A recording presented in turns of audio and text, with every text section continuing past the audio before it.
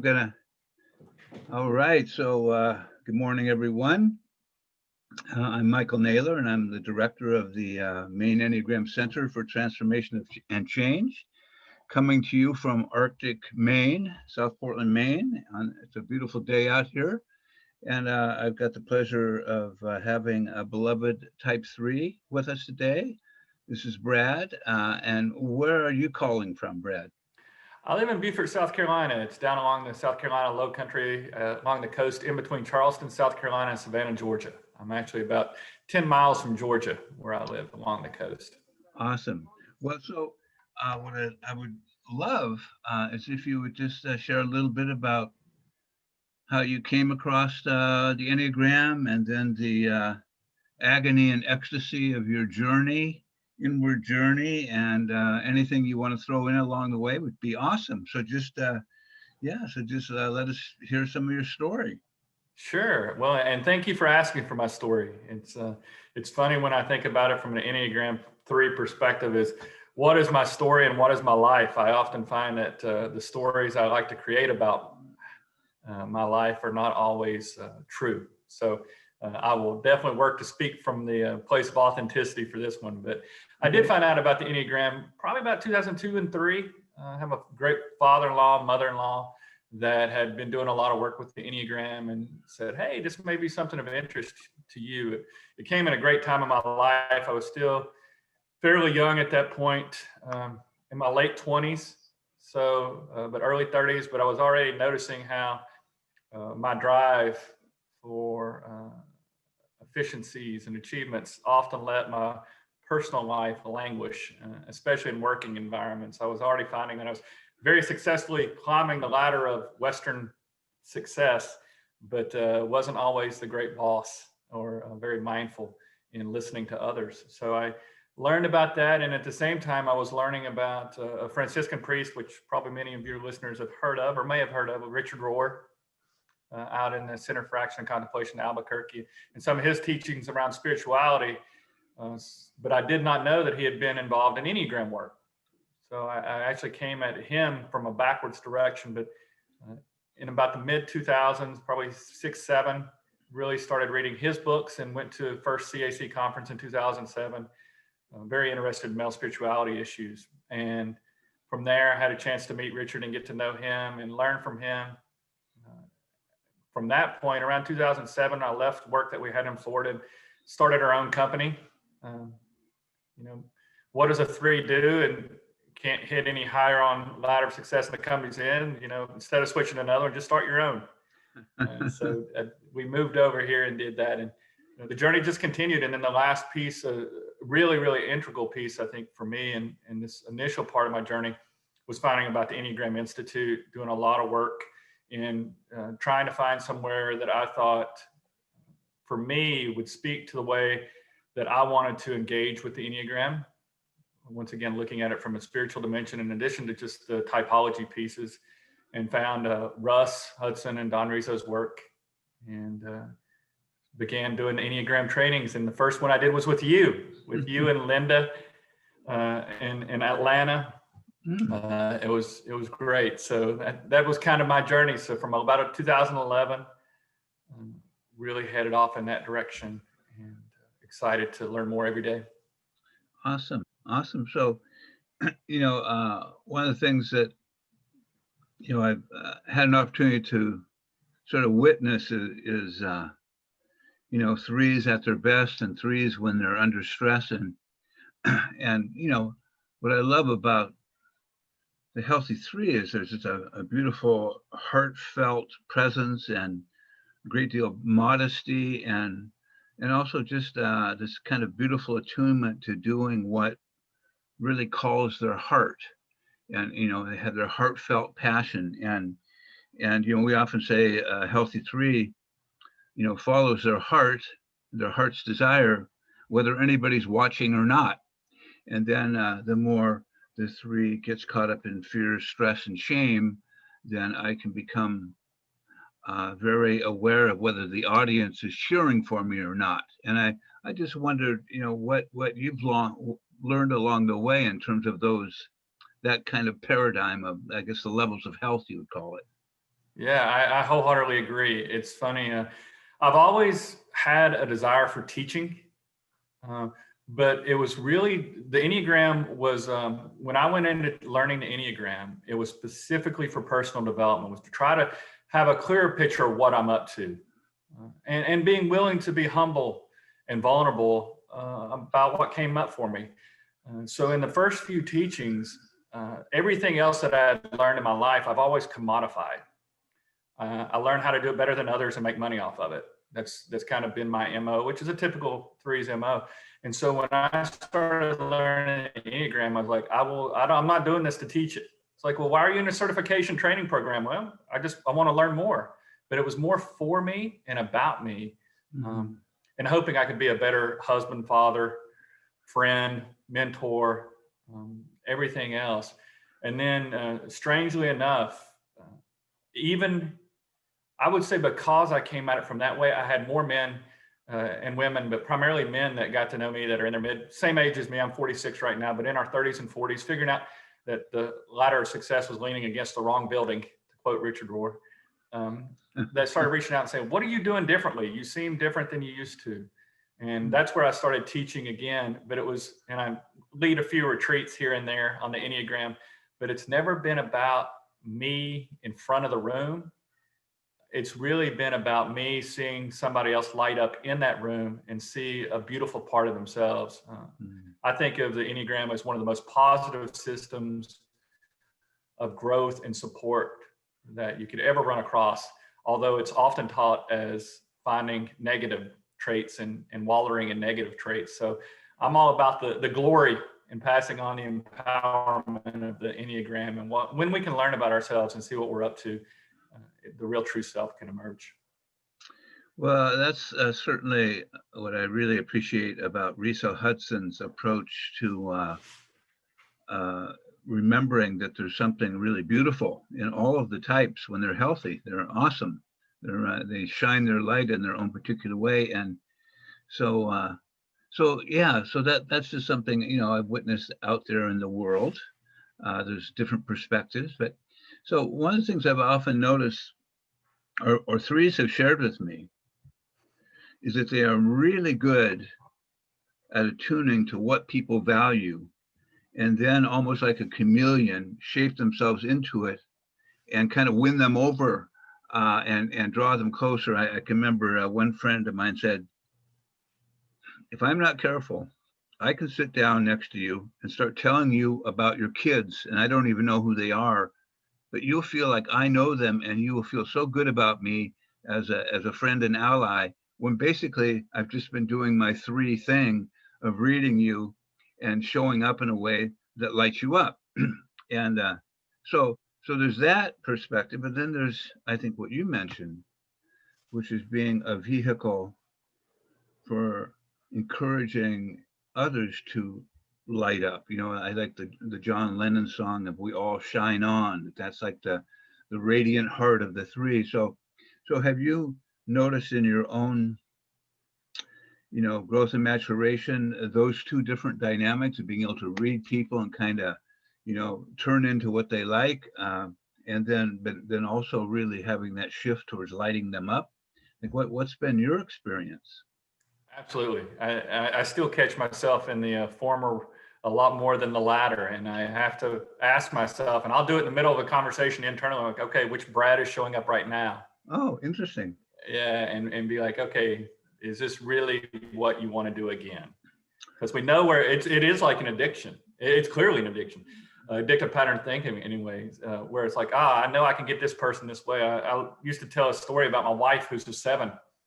She walks in a room at a party, she explodes. There's no doubt about it. That's just what she does. It's one of the beautiful things about her. Everybody loves that about her. And I used to watch the room, and I would see how everybody responded to that explosion. And then I would go in and embrace them in the way in which they did. So if they liked the outgoing gregarious, I could walk up to them and be outgoing gregarious. If they were shy and reserved, I could walk in and slow my pattern of speaking down and really see how they're doing. And what I've tried to work on is what is the intentionality behind that? Is it to make somebody feel like they belong? And if somebody wants to be excited and wants to shine too, and light them up and get them to tell a story about themselves, and it's for them instead of for me, it's good. If it's somebody wants to, be quiet and just observe, and I can support them in that and make them feel comfortable that they're not a wallflower, they're just watchful, then that's a gift. And so intentionality is one of those words that stick up on my wall, that it's always to remind me, whether it's a work call on Zoom or whether it's, at a Christmas party or having dinner with a friend or just hearing somebody's story, is like, what intention am I bringing to this time together? And it's hard because I would much rather put on a show. It's a lot easier that way. But the other thing I would say to that is, for me personally, you put me in a room speaking in front of 200, 300, 400 people, I can do that all day long. It's one of the easiest things I can do. You put me in a real conversation with one other person, that's one of the hardest things I can do, is really showing up. And it's taken a lot of work to get to that point to where I'm willing to be able to show up to one where I can put on a show for hundreds. Yeah. Well, so it sounds like you have a kind of inner awareness around noticing the two different Brads that might be vying for your attention. And on a good day, it sounds like you're able to utilize that in a way that contributes. And on a less awake day, maybe the performer shows up and it's showtime and you do your three thing. And so does that sound accurate in terms of what goes on inside you? Absolutely. Yeah, I have tried to cultivate that. Read a great book and went through some practices on self-observation, self-remembering both, and really focused on that, on both of those pieces for about 6 months each, and trying to develop a little bit more of an inner observer to give myself that half second to where I can make a decision on who do I want to show up. Yeah. Or at least realize who's showing up, I have a conscious choice on. And but yeah, and on my better days, you're exactly right. I can modulate between the two and put on a show when we need a show. That's not always a bad thing. We need breaks. We need somebody to be a little Pollyannish at some point. But on the other time, to also be able to have the hard conversations. And as a three, I shame is my trigger for sure. And so if I know that I have to be vulnerable to invite somebody else's vulnerability, I have to really step into that, because just going out and being vulnerable and feeling the depth, whether it's high emotion, low emotion. I lived much of my life in, I like to call it, I live in gray a lot of the time, where I'm willing to give up the bright lights and the technicolor as long as I don't have to feel the really dark. And I've realized over the past probably 10 years or so that a life of gray is not where I want to be. So I feel a lot of suffering sometimes, especially right now. This year's been hell, just to put a fine point on it, because empathically, I'm not only feeling more and more in touch with my own loss and grief and fear, anxiety, but also feeling it around me, reading it, seeing it. So one of my practices has continued to be is to breathe into my belly and feel my feet on the ground as I'm overwhelmed with these emotions, and then try to feel them all the way through, instead of trying to just cut them off and bury them again or again. So it's been a very interesting journey, especially this last year. Well, I have a feeling we're going to get more and more practice. Yeah, I'm moving between under-functioning and over-functioning. It's like, oh my God, I'm done. To all the way, it's like, okay, I can get one more thing done. I can set aside what's going on in the world. Let me just get one more thing off my to-do list. And that's all I need to do. And then we all know that doesn't work. Well, I'm not a human. I'm not an automaton. I'm a human being, not a human doing. And that's a tough lesson for me.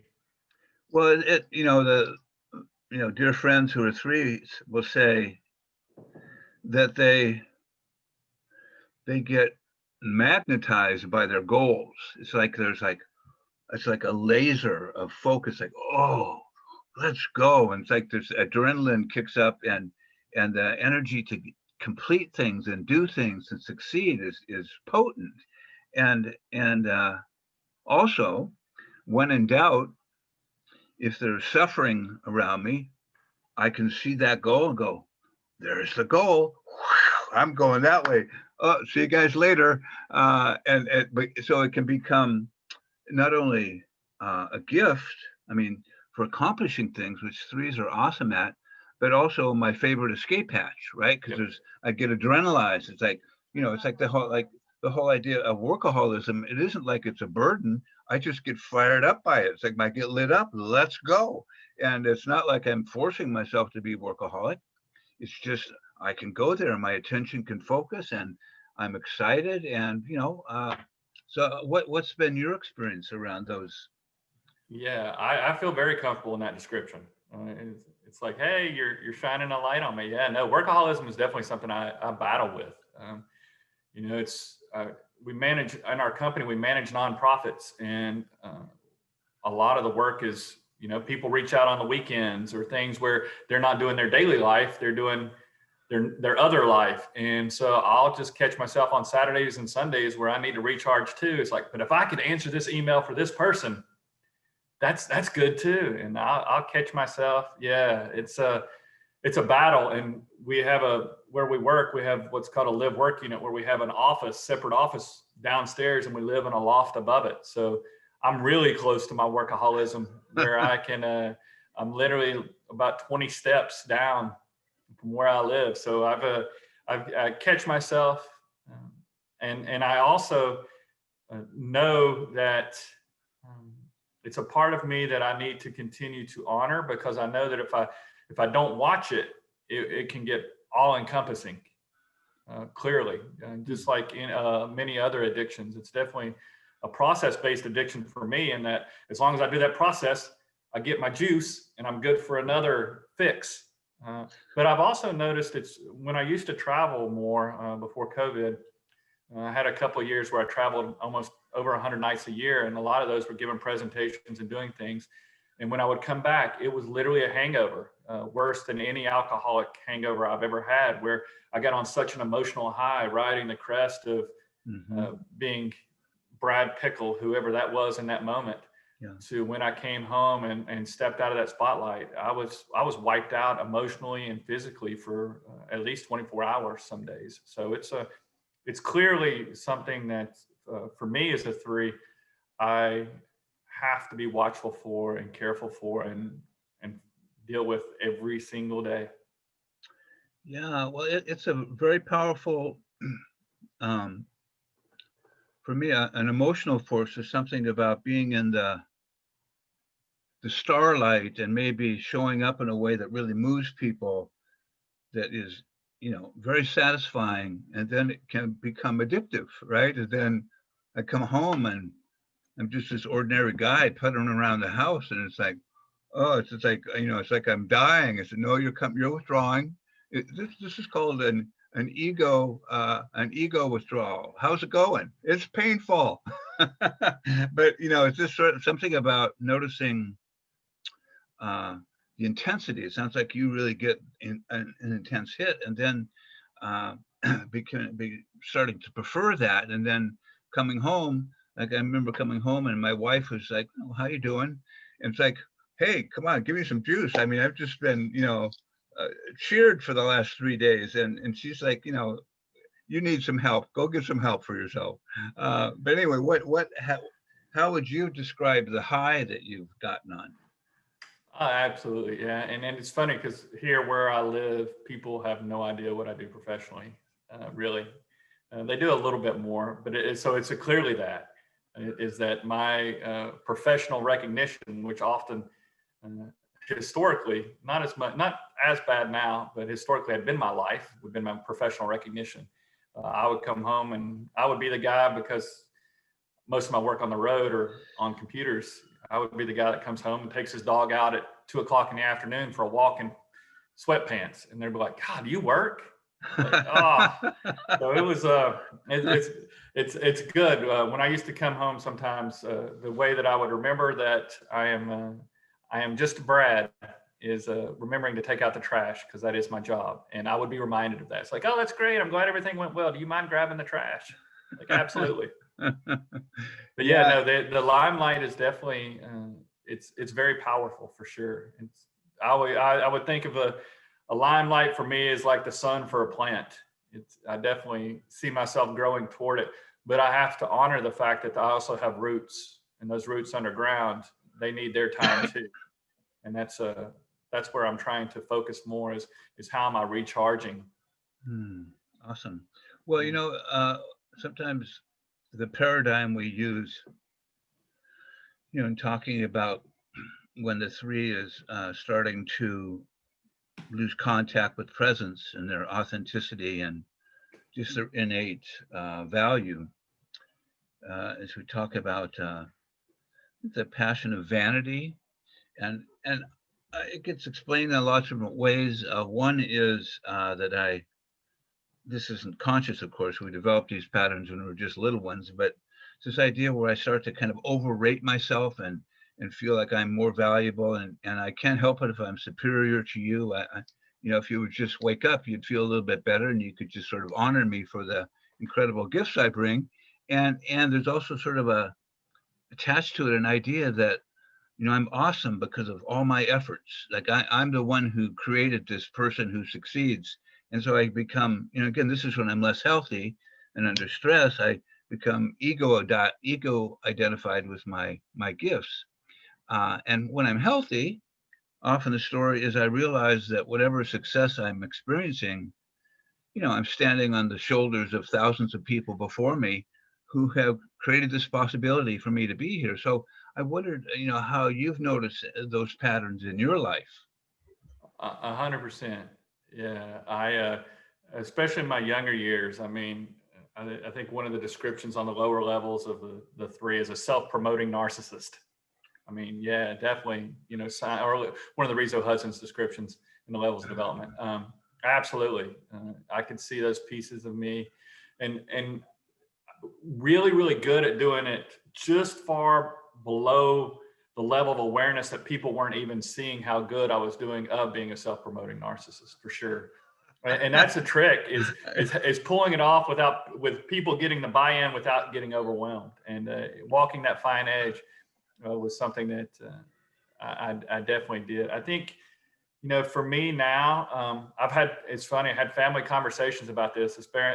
Neither one of my parents are alive anymore, but my mother, as we know or might know, the threes are attached to their nurturing figure. And surely I lived my mom's life. But she used to say that to me. It's like, why you did all this, you did this. I was like, oh no. I was like, I was a white kid born in Northeast Tennessee with not necessarily in a place of privilege financially, but in a place of privilege of love and caring and opportunity and education. Like I did what I needed to do. I did what, I had the ability to do, but it's not more or less than other people that if they were given a lot of the chances I was given, they could have gotten right where I am. And so it's definitely, growing up in not to go down the rabbit hole of political conservatism, but growing up in that politically conservative area and getting out and being one of the successful ones, and then more or less abandoning all of them and my more liberal leanings now. They're like, you did this. You're an example of why it's good. And instead, I'm like, no, I want to be the example of how we raise up everybody else that don't have the opportunities that we have. And so it's been a true switch for me, because things, the other thing about the three is it looks like things come easy, but the reason is because we work our tails off behind the scenes that nobody sees to make it look easy. Mm-hmm. And so I'm like, yeah, but the only reason why I was able to do those things is because I was given the gifts of freedom to choose and be, and also working off the lights of others. Yeah, absolutely. Well, one of a minister friend of mine, Tech 3, came up to me and said, when I'm giving a sermon, I am so good at performing the state of being that I fool everyone, and my bullshit is so good I fool myself. And afterwards, I might get a little glimpse of it and go, oh my God, I just performed the state of being. He said, and sometimes I can't tell the difference between when I'm really present in a state of being or when I'm performing it. He says it's really frustrating because sometimes there's a subtle difference, or maybe I haven't worked long enough and deep enough to really discern it more easily. But he said, I can I'm just amazed at that. And people think I'm this amazing teacher when I'm just performing. And so, and he said it happened so quick. This little voice in the back of my head's going, there you go. But then it dies off. And then maybe it greets me 2 days later and says, you remember when I tried to communicate with you and you didn't listen? And I go, yeah, it's true. So, I mean, it sounds like a very quick mechanism that can take over.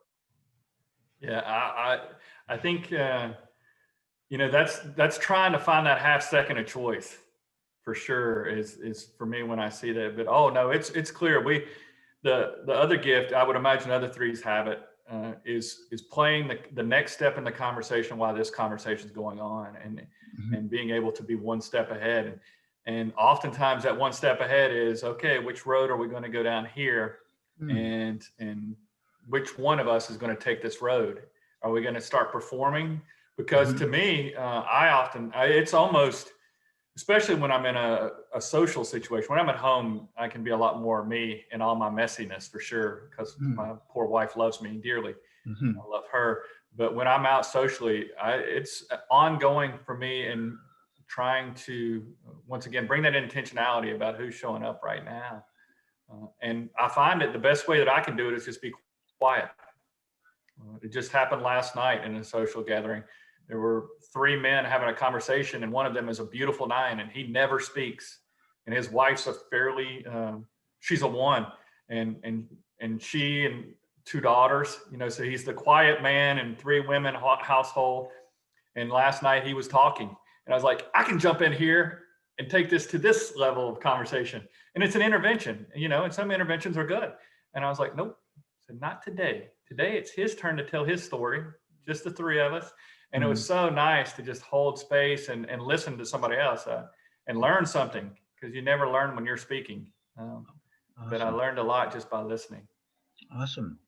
Awesome. Yeah. So, in a part of the Gurdjieff work, and one of the practices is to learn to know the difference between Naylor, this guy Naylor, and what he's up to today, and to notice there's Naylor, and then there's this other part that's trying to emerge, which is a more honest, humble, real part, right? But Naylor is pretty domineering, and so part of the practice is just to watch, like, oh, what's Naylor up today? Oh, he's criticizing a guy in an AA meeting because the guy is superior and thinks he knows the way. And then I'm going, oh, Naylor is actually doing what he's criticizing this guy. And I go, oh, not Naylor. He is a comedian. He just can't help himself. But it's just a way of kind of dividing my attention when I remember that can be quite evocative in terms of realizations and just realizing how fast the machine of personality just takes over. So, I mean, it's true in all the types. So I wonder for you, have there been particular spiritual practices that you've taken on that have been helpful for you that have slowed down that, I often think of the type three as an Irish setter right at the starting gate, ready to go, and so I just wonder what's been helpful for you. Yeah, it's funny, because coming into the Enneagram the way that I did, I also uh, love the Gurdjieff work, and that's brought me alive. Reading some of the writings by Uspensky and Nicole, and Yeah. also, and present day, I am blessed to have time to keep up with Cynthia Bourgeau's work and some of the things that she's doing in that direction now. But the one big one that's worked for me was a book called Self-Observation by Red Hawk. I've heard of that book. I loved it. I, I don't give books to many people because I'm not a super huge book reader, but hmm, that one, and a lot of the practices and the embodiment and the presencing and the finding the sensations. And so it's funny. And I do think they're definitely spiritual practices. I mean, I'm 100% centering prayer guy. hmm, Centering prayer, meditation, clearing my mind, absolutely. Engaging that solitude is always going to be a path for me, because I can't put on a performance when I'm engaging solitude. hmm, And so some work by Chris Hertz written around the sacred Enneagram helped me there. But for hmm, me, uh, it's becoming more of an embodiment practice of just slowing down and breathing into my belly, noticing when my heart starts racing. It's like, okay, what's being triggered here? Is, and trying not to quantify it as good or bad or qualify it as good or bad, but just saying, hey, you're being triggered, and who's being triggered, and breathing into my belly and feeling my big toe, try to feel my feet and then try to get to my toes is so grounding, and saying, okay, I am here, I am listening, I am present to this moment. I'm not present to a story that makes their story better, in my opinion, or I'm not trying to jump off something new that we could do, but literally just listening to another person share. And sometimes it's sharing in silence or grief. And that's when my heart comes alive. Oh. Is getting out of my head, into my body, and making that transition past my heart. It's funny, it feels like I'm literally bypassing my heart to my body to re-engage my heart. Yeah. And then I move from excitement, an energetic excitement that could be irrational, to an energetic connection that's completely heartfelt. And so a big focus for me right now is building relational capacity, and not just excitement and overwhelming excitability, but really just trying to build relational capacity and the ability to sit and hold everything from love and sweetness and kindness to grief and sadness and anger, and starting with myself. Awesome. Beautiful stuff. So I don't know if Red Hawk, what his particular tradition was, but recently a book has come out on Gurdjieff, on all the exercises he presented over the years by a Gurdjieff teacher named Joseph Aziz. And one of the powerful things around the Gurdjieff work that I found really helpful is this idea of learning to slowly but surely fill my body with sensation. And then as my teacher often says to me, Michael, it's a good idea to practice sensing your body every day, as if your life depended on it, because it does.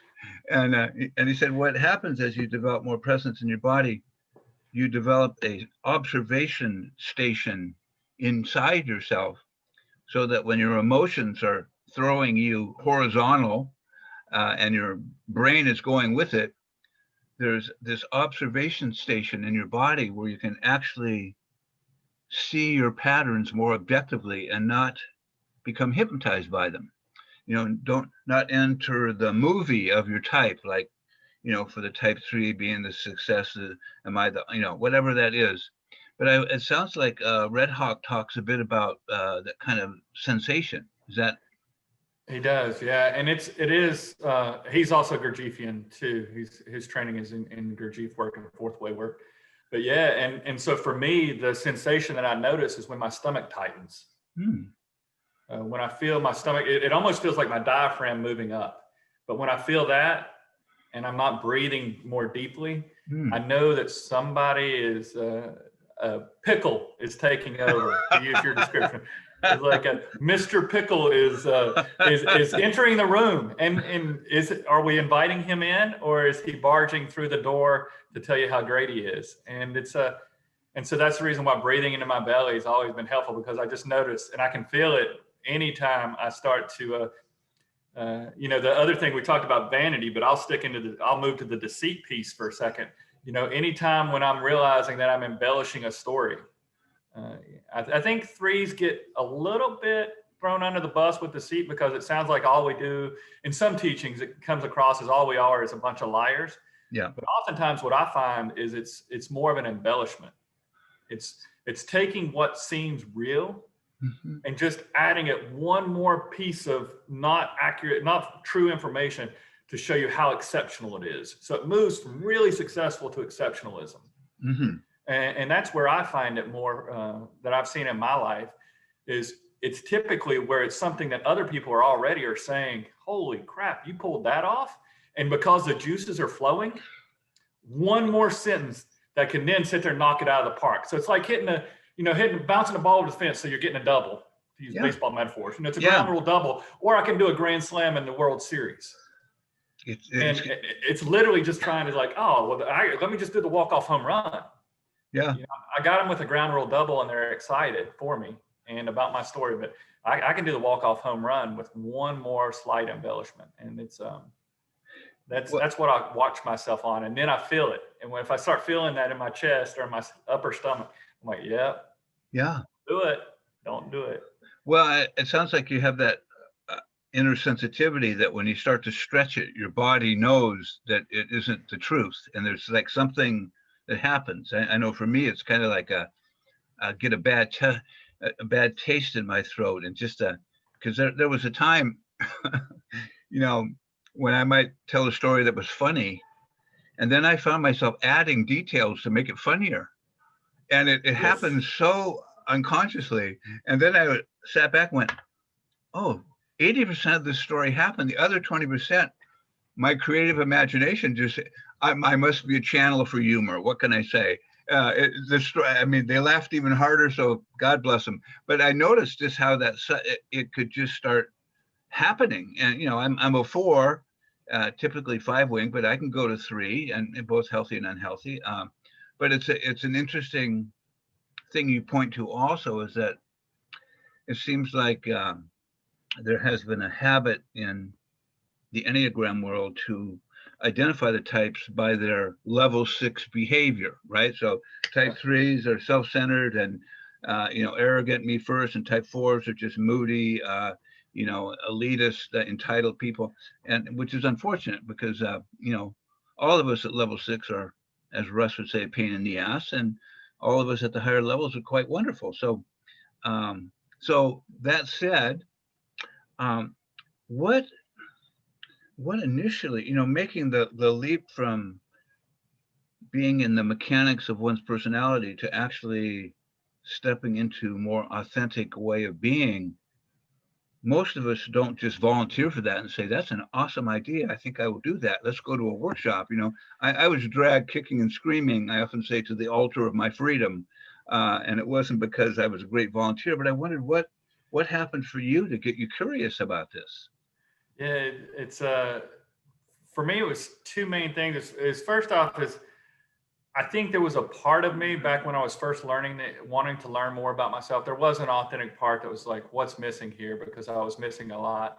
And then I was also trying to share it and teach it without having any true personal knowledge of the types, except for my lived experience, trying to teach it to people I worked with. And that was complete manipulation, because if I could figure out their types, I knew what they wanted to hear, and I could have a relationship on my terms. So the first thing was when I realized I was doing that. But more importantly, one of the groups I'm involved in, not to do a sales pitch, is called a Lumen. It was a male spirituality work that was actually started by Richard Rohr as part of the CAC, and it's been turned over to a group called a Lumen.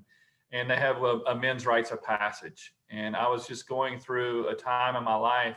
It's a 5-day event. I was going through a time in my life to where I had valued everything that I'd valued had been work-based.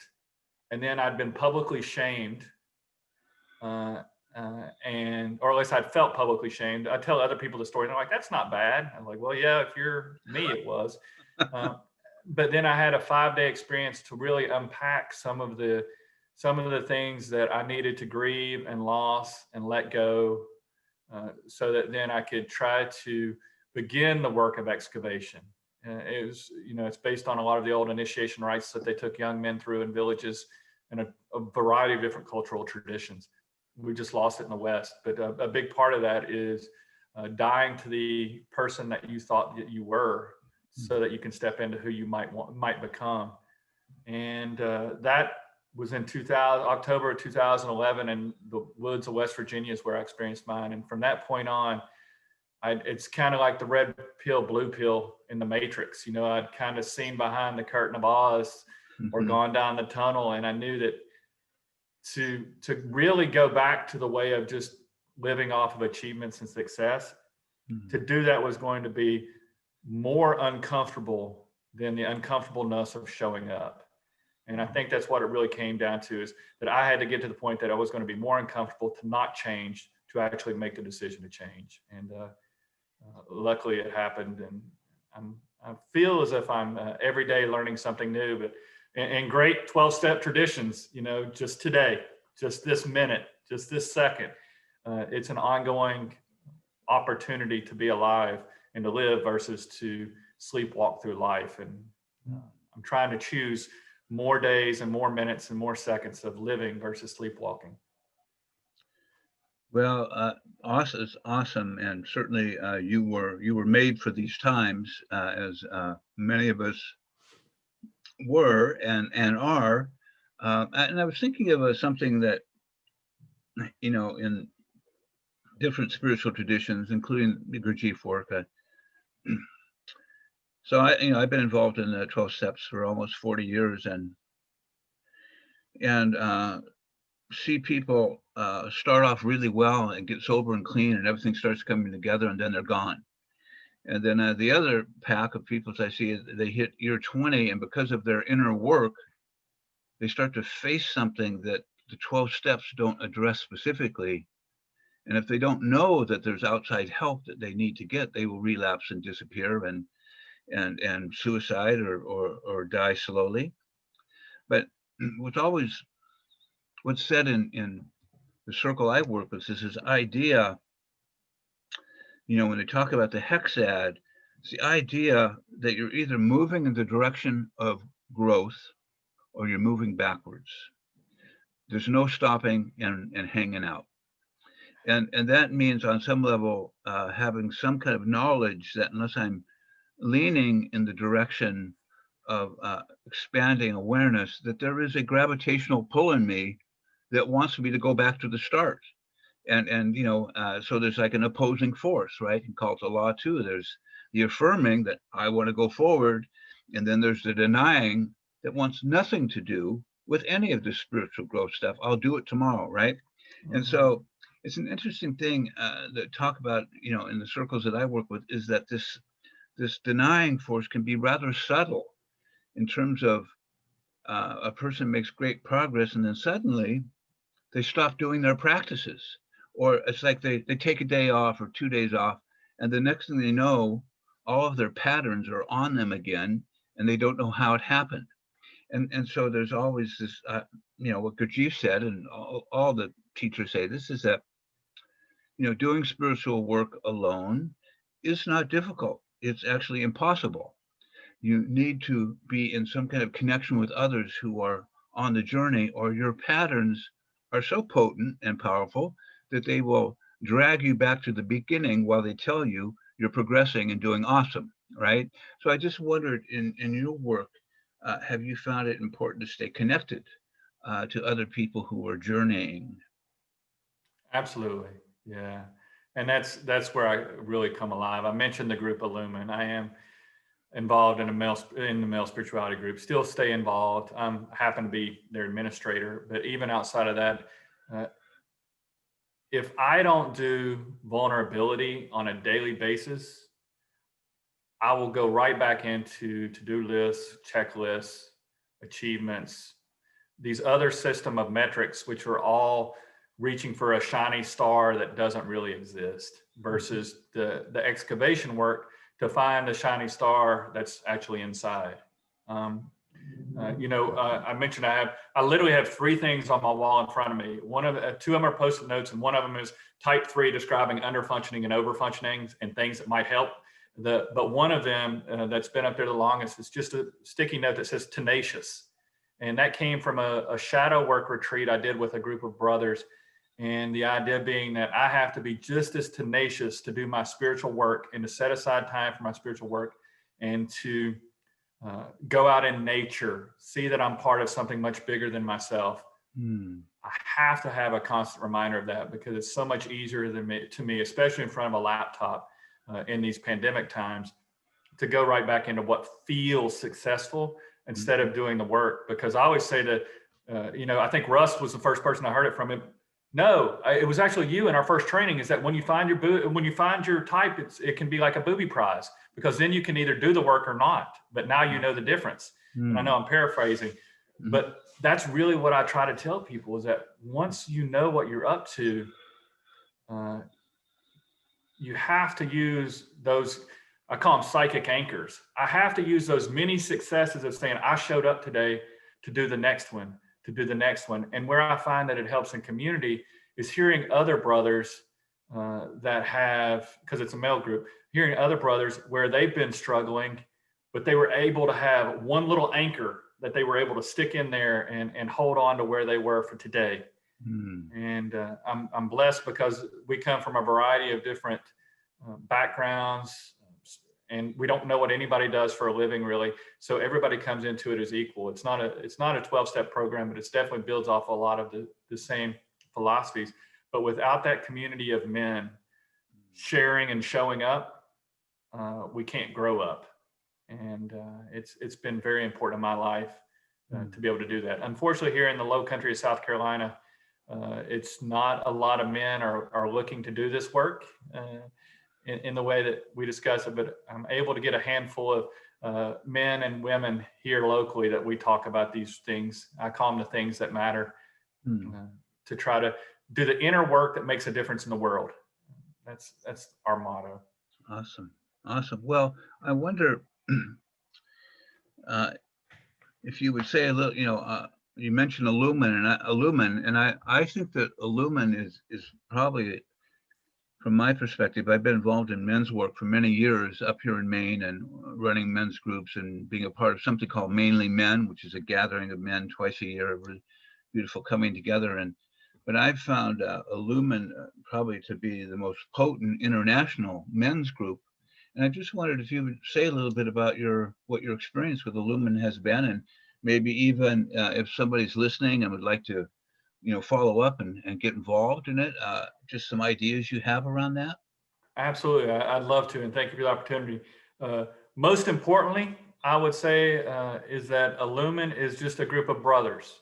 As I touched briefly, we do have mentioned the Men's Rites of Passage, which is a 5-day initiation rite that Richard Rohr started back with the CAC in late 1990s, 1996, 97. Lumen came into existence in 2012 to carry on the men's work started by Richard Rohr. So for those of you who have read Richard Rohr or heard of Richard Rohr, this was some of his early work on helping men become better men, fathers, and husbands. So in 2014, we took it over. The initiated men, he gave it to us. And we've got, as I was starting to say, about 6,000 men internationally that are engaged in the work. We've got probably 25 states now here in the US, but we have contacts throughout multiple states working together. But the idea being is that we hold retreats, both virtually and in person when we can. Not a lot in person right now. And then we also do, every 2 weeks, we have a virtual council, which it's similar to a listening circle for a lot of people that have been involved in listening circles, whether in a recovery or in other programs. But our 4 intentions are based on counsel work of listening from the heart, speaking from the heart, being spontaneous, and being lean of expression. In essence, come in and share what's bringing you alive or where you're hurting. And the gift is that we don't do crosstalk. Nobody there fixes you. It just gives you a chance to be completely vulnerable and open. And it's I think it's the most moving part of our work, because you'll have a mountaintop experience like the MROP, but then doing this daily work that you were discussing earlier, Michael, in community is where you're able to, some days you're doing great and you want to share how great you're doing, and that's welcome. And some days you don't want to get out of bed, and that's welcome also. But it's a good group of men, and we are trying to continue to expand our work and just become, especially in the current climate of toxic masculinity, is to showing that there's a different way to show up wholehearted. And so a lot of us are engaged in a lot of us are very aware of the Enneagram. And so that helps. It's a great grounding point, but you don't have to be. A lot of us come through this work through Brene Brown and her work on vulnerability and shame resiliency. And so we come from a lot of different traditions. And the last piece I'll end with is, you don't have to be Christian. It is like recovery in this way. You don't have to be Christian. You don't have to be Jewish. You don't have to be Muslim or any of the faith traditions. The one thing that we do continue to rely upon is, a power greater than ourselves. But we have men that have no religious affiliation, and some that are Catholic priests. But everybody's welcome in our circles. And Yeah. to reach out, the real quick thing, I guess I should say, is illumin.org, ILLUMAN.org. And then my email is administrator@illumin.org. And we'd love to hear from any man that's interested. Awesome. Awesome. Yeah. Well, I think we are quite we're getting a dramatic representation of the very worst of men, toxic masculinity. And I think my experience has been, I have so many lovely men in my life who are so awake and present, but they don't make the headlines.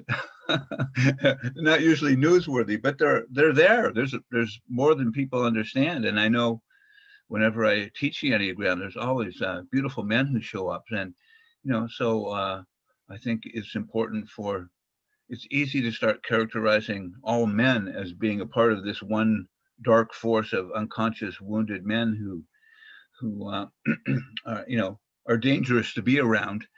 But that said, I wonder if you would say a little bit of, talking about the three and the heart of the three, and you've mentioned things that touch your heart. I wonder if you just say a little bit about, what does touch your heart? What lights you up when you feel that warmth of your heart and that depth? And you mentioned some things, but I just wanted to throw that out just to hear some more about it.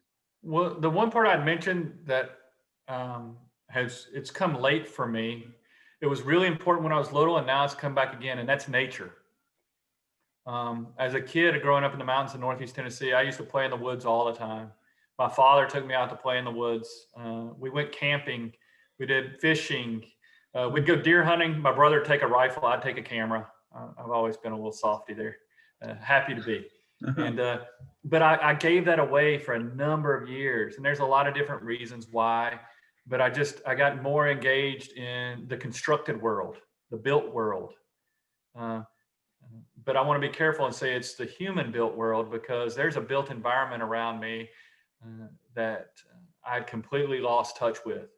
And so I went from a kid that used to make mud pies into a guy that would be scared to death to camp overnight by himself in the woods. And so one of the practices that I've really gotten back engaged with, and there's some really good work by Bill Plotkin and Animas Valley Institute, doing a lot of work with his depth psychologist, and a lot of work on eco-spirituality and eco-psychology.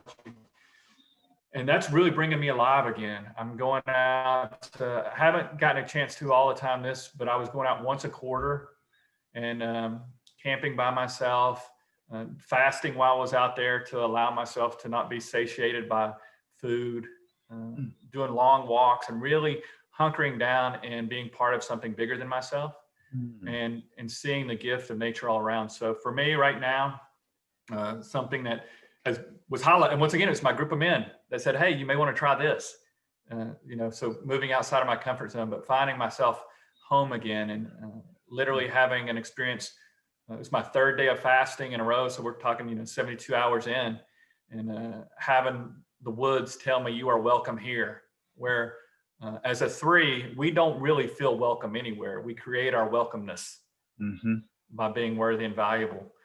And so to find my worthiness and my value and my welcomeness from a dogwood in the middle of a rainstorm, and invited to sit down and rest and be protected by her and her friends, that's where I'm starting more aliveness, is slowing down and seeing in technicolor again, going on long hikes, even if that long hike may just be 5 minutes, but in my body and in my heart, it's a long hike because I'm present to every single step. And then the final piece of that is snow skiing. To me, there's nothing like, and it's hard to go snow skiing when you live in the low country of South Carolina. There's not a lot of hills. I'm at 28 feet elevation, but going snow skiing, I grew up doing that also in North Carolina. A little bit smaller, bigger hills than here, but not real big hills. Not like Sunday River, Maine. Yeah. But going back out, got engaged. The last 3 or 4 years, we've been financially blessed enough to where we can go out west a little bit. So put me on the top of a peak about anywhere between 8,000 to 12,000, and just looking out at the expanse of wow. And that's the word that comes to me, is just wow. That's awesome. That is awesome. Well, beautiful, beautiful stuff, really. So always the million dollar question, which I can never answer, is what counsel would you offer your younger type 3 self? When you were a youngster, a little kid, grade school, high school, going through the Armageddon of growing up around often not user-friendly environments. But what sort of counsel might you have for your younger self? Mm. Well, I can jump right into the mid 20s. The mid 20s, the advice would be don't take yourself so serious. Uh, the earlier self would be that that you are special and you are worthy just the way you are. I mean, it really is that basic message of just feeling as if I belong, you know, and you do belong. You may not have found yet who your tribe is, and your tribe might right now be of one. The tribe could be nature, but you do belong somewhere, and don't give up hope and lose who you are in belonging, because I think that's what I definitely did. Was I lost who I was for a number of years to belong to groups that I never belonged to be part of groups that I never really belonged to. Yeah, yeah, yeah. Awesome. Well, so thank you so much. Any sort of last thing that you've been wanting to say that you haven't had the opportunity to speak to that you want I'm to? just, yeah, just gratitude. This is I would just offer to all of us that right now, this year is, it's definitely been what we often call liminal space. It's a threshold between what was and what is to be, and we're never going to go back to what was, the good or the bad. This is a universal transition point, and I would just invite all of us to take ourselves to offer a little bit more compassion and love to ourselves, so that we can give it away to others. Because I have a feeling, I know our threes are doing it, but I would imagine many of us are beating ourselves up over things that we just need to offer love and compassion instead. Awesome. Awesome. Beautiful. Well, just many blessings to you. Much love. Just appreciate your being and your presence, and the gift of your awareness that you brought to this. And yeah, thank you so much. Yeah, thank you too, Michael. It's really special being part of something like this. It means a lot. Well, keep up the awesome work, and I'm going to end our interview here and then just say a little bit before we go. So let's see, what do I have here?